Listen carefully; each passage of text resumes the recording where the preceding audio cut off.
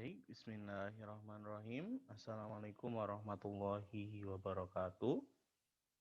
Alhamdulillahirrabbilalamin. Assalatu wassalamu ala asrofil anbiya'i wal mursalin. Wa ala alihi wa ashabi ajmain.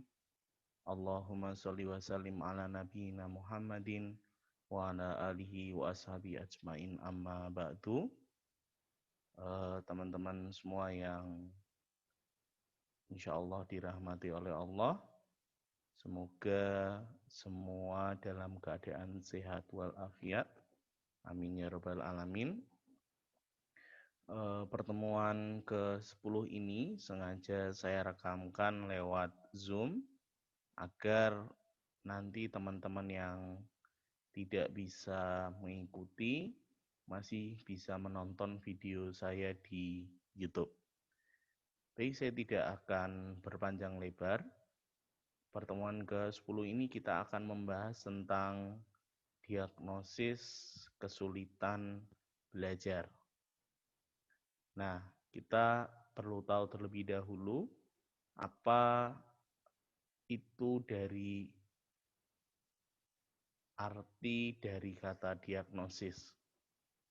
Diagnosis adalah sebuah cara, sebuah metode untuk memudahkan seseorang, dalam hal ini adalah guru, dalam mengidentifikasi kesulitan-kesulitan belajar yang mungkin dialami oleh murid-murid kita atau oleh siswa kita. Nah, kenapa dalam program studi PGMI perlu belajar yang namanya diagnosis? Karena jangan sampai ketika kita mengajar di kelas, belum mengerti masalahnya apa, ada anak yang dirasa kita susah sekali untuk mengikuti pelajaran, kemudian kita stempel, kita cap sebagai anak yang bodoh, anak yang malas, anak yang susah diatur dan lain sebagainya, tanpa melalui tahapan atau tanpa melalui jalan ini, diagnosis ini, cara.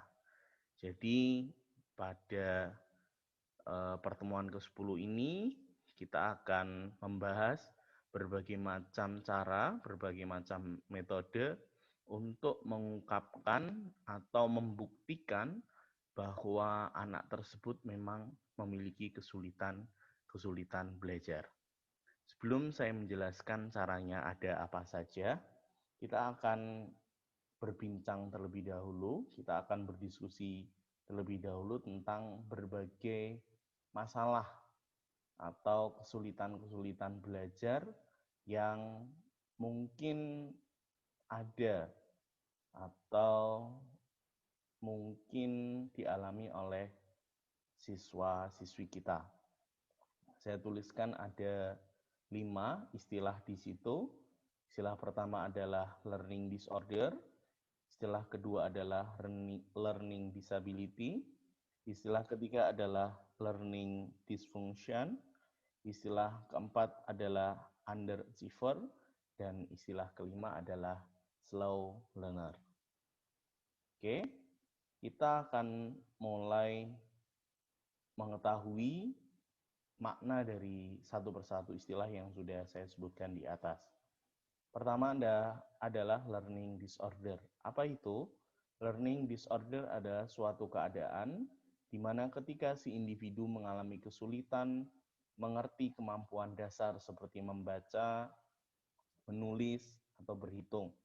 Hal ini disebabkan karena si individu mengalami disfungsi otak atau otak tersebut tidak mampu memproses informasi yang telah didapat dengan sebagaimana mestinya. Nah, pada istilah pertama ini ada kerusakan syaraf pada otak yang terjadi pada si individu tersebut. Siapa Pak Amrul yang berhak menegakkan diagnosis atau siapa yang berhak memberikan statement bahwa dia adalah anak yang memiliki kesulitan atau memiliki hambatan learning disorder. Yang berhak menegakkan diagnosis tersebut, yang berhak memberikan statement tersebut adalah dokter. Tentunya dokter spesialis saraf. Karena dokter saraf yang paling tahu apakah sistem sarafnya, keberfungsian sistem saraf dalam otaknya khususnya berjalan baik atau tidak. Istilah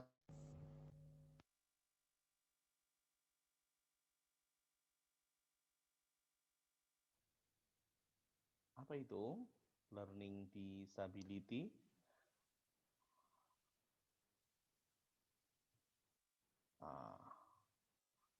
Learning disability adalah gangguan pada sistem saraf yang mempengaruhi kemampuan belajar dasar seperti membaca, ada namanya disleksia, menulis, disgrafia, dan berhitung, diskalulia.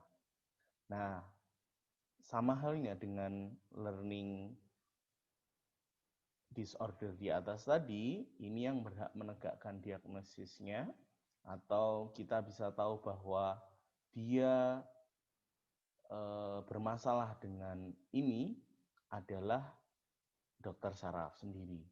Kita sebagai guru hanya bisa membantu apabila ada siswa kita, ada yang murid kita yang mengalami hal ini, kita bisa rujukan ke dokter. Nah, salah satu contoh film disleksia yang populer yang sudah saya sampaikan sebelum UTS adalah film dari India, bintangnya Amir Khan, saya lupa judulnya. Jadi itu bisa dijadikan patokan atau contoh mengenai anak-anak yang memiliki kesulitan membaca atau disleksia. Ketiga adalah disorder disfungsional. Apa itu?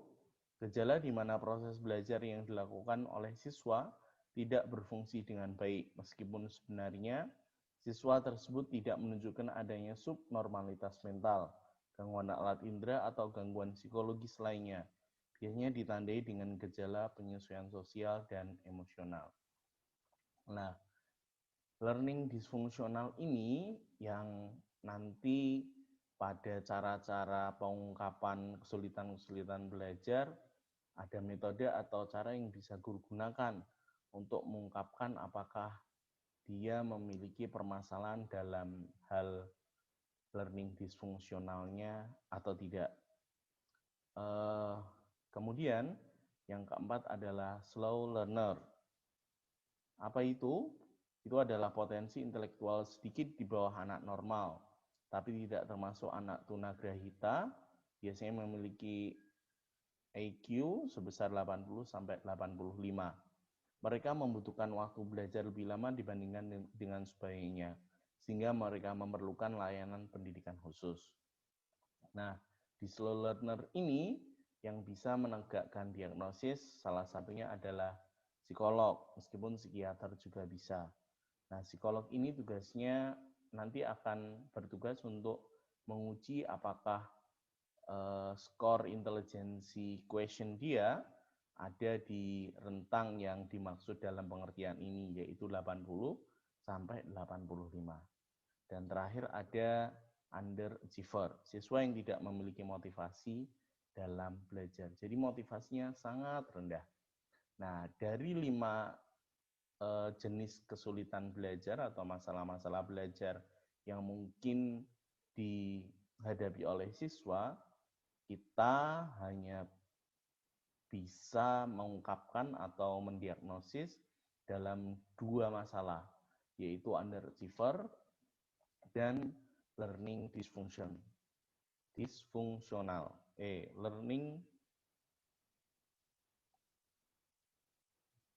Learning dysfunction.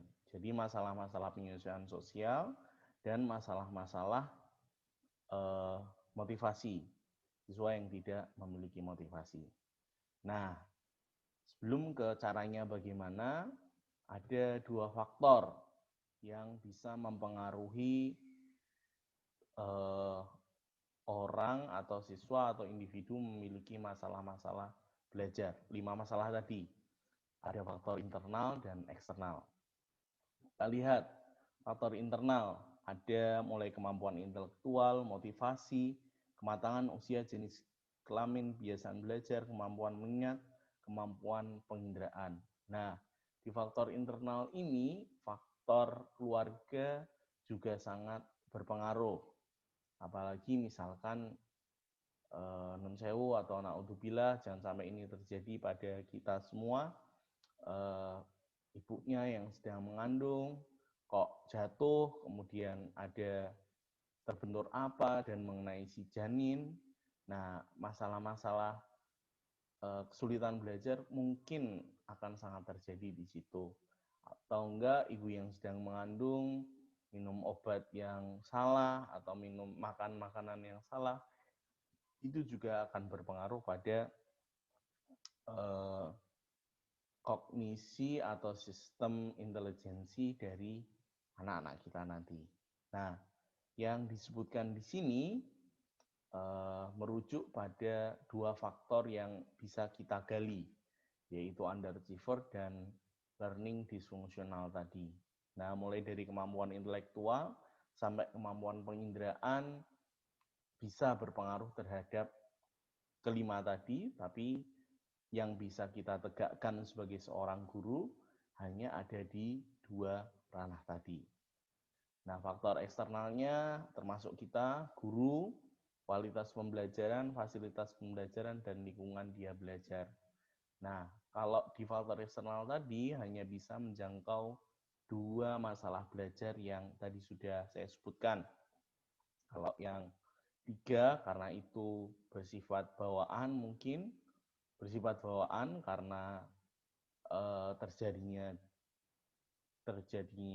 kesalahan pada sistem saraf di otak, jadi tidak ada faktor eksternal dari 3 itu. Tapi yang 2 ini ada faktor eksternalnya. Nah, kita ke slide selanjutnya, teman-teman. Cara atau penegakan diagnosis atau metode yang bisa kita gunakan dalam mengenali kesulitan-kesulitan belajar. Ada 2 teknik, yaitu teknik tes dan teknik non-tes. Kita lihat satu-satu. Teknik tes, yaitu tes hasil belajar, rapot, hasil ulangan, kemudian hasil kuis mungkin, dan segala hasil apapun yang bisa menunjukkan bahwa itu sebuah data bahwa si anak tadi memiliki masalah kesulitan belajar. Kemudian tes psikologis, caranya bisa dengan melakukan tes intelijensi, dan itu pun harus dibantu teman-teman dari prodi psikologi. Nah, teknik tes yang umum digunakan oleh guru untuk menegakkan diagnosis bahwa dia memiliki kesulitan belajar adalah teknik yang pertama, yaitu berdasarkan hasil tes selama 1 semester atau 1 tahun pelajaran atau dalam kurun waktu tertentu. Itu adalah teknik tes yang bisa kita gunakan. Nah, ini ada teknik non-tes yang bisa membantu guru dalam mengungkapkan kesulitan-kesulitan belajar anak. Ada wawancara, observasi, angket, dokumentasi, dan pemeriksaan fisik dan kesehatan. Kita ke wawancara dulu. Wawancara. Nah, di wawancara ini sebelumnya guru harus punya guide, harus punya panduan wawancara terkait masalah-masalah yang akan digali.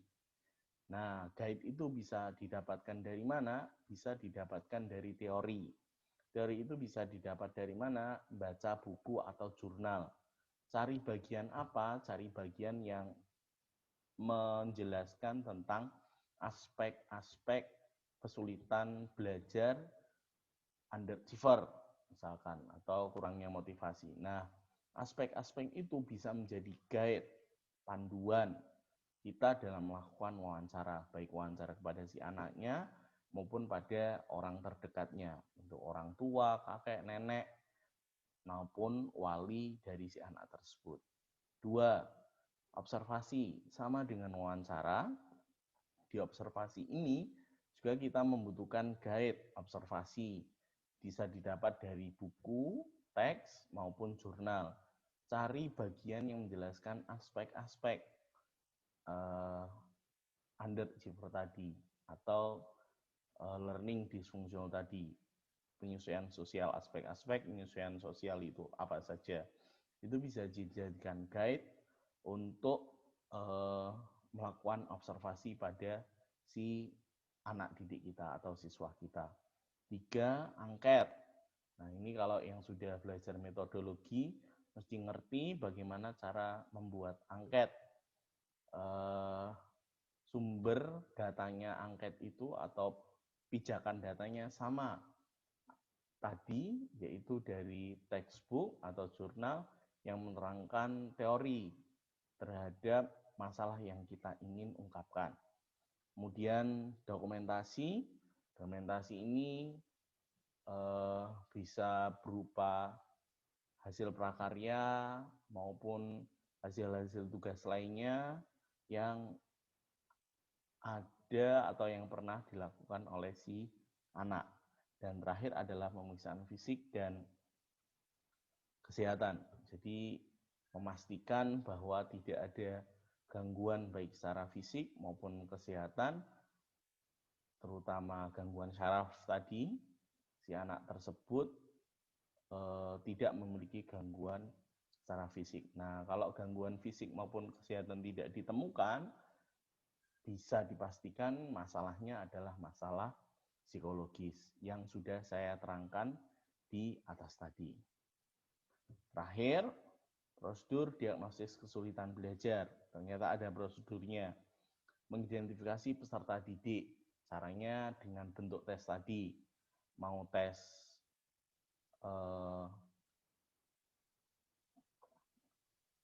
mau menggunakan teknik tes atau teknik non-tes. Tapi yang lebih akurat menggunakan teknik yang tes. Kemudian menentukan faktor penyebab. Setelah dapat hasil tes, data, dicari tahu. Ini menentukan faktor penyebab, sumbernya bisa dari angket, wawancara, maupun observasi maupun dokumentasi. Ditentukan penyebabnya. 3. Memperkirakan alternatif bantuan. Untuk 2 hal tadi ya, yang tidak ada hubungannya dengan saraf. Kira-kira alternatif bantuan yang bisa kita berikan kepada anak didik kita, anak murid kita, untuk mengatasi kesulitan belajar dia apa? Dan baru menetapkan kemungkinan cara mengatasinya. Oke, setelah di alternatif, dipilih nih. Dipilih kira-kira yang mana, ditentukan, lihat plus minusnya, kemudian baru ditindaklanjuti, dilakukan menggunakan evaluasi. Tetap dengan evaluasi dari apa yang telah kita lakukan. Nah, ini pengantarnya teman-teman, diagnosis kesulitan belajar yang mungkin ada di antara murid-murid kita yang mengalami hal itu, tapi bingung. Kita bingung bagaimana cara mendiagnosanya. Terakhir, yang harus dipahami teman-teman saat sudah belajar mata kuliah ini adalah segala tindak tanduk kita sebagai seorang guru, apalagi memberi cap, stempel, label kepada siswa, harus berdasarkan data. Harus berdasarkan data. Nah, itu mungkin pengantarnya yang bisa saya sampaikan. Nanti akan kita sambung di grup WA untuk diskusinya. Saya akhiri, Assalamualaikum warahmatullahi wabarakatuh.